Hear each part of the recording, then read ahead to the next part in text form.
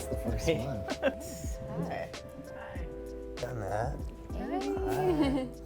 What do you love about your overdose prevention colleagues? We work with such an array of stakeholders, and that our team is able to do that says a lot. Like, we're able to work with governors and like local governments, but we're also able to work with like community-based organizations and researchers. It's just very impressive.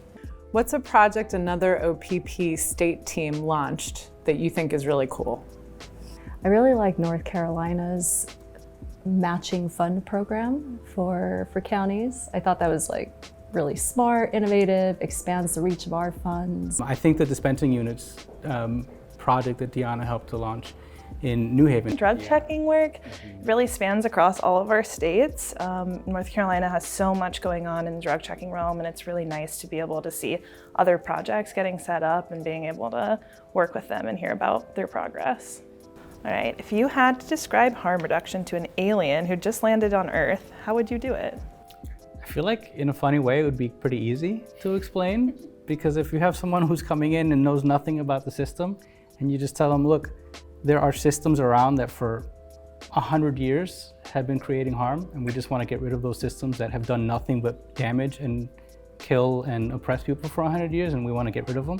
Like, an objective outsider would be like, oh yeah, that makes sense. And like, it only gets complicated when you come in and you talk to people who have like preconceived notions that are put there by like societal messaging and political messaging and all sorts of xenophobia and racism and like very human things.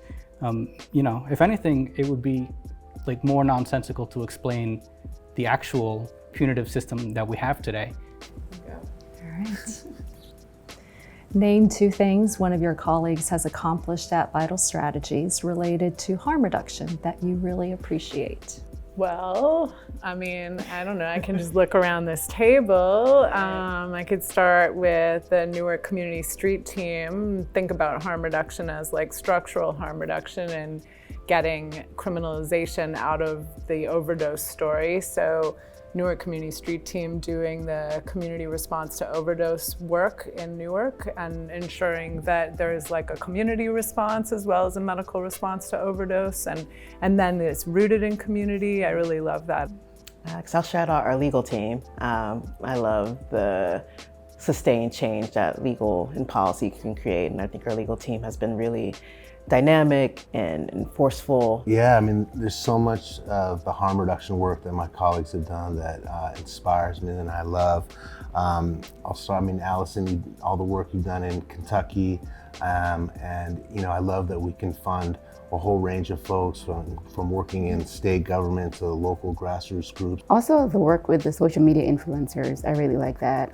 That we've just got a broad range of people talking about harm reduction in spaces where it's necessarily spoken about. We've done so much cool stuff in the program, but I think I think it's really awesome how like people on our team really get more out of the work from our partners, especially like government partners, to change policies. And the other is, I mean, the incredible thoughtfulness around on multiple projects around addressing racial disparities, whether it's working with Indigenous people, racial justice grants, in Detroit, who we partner with, how we decide what the agenda is really co-designed with people who use drugs, with the most highly impacted communities.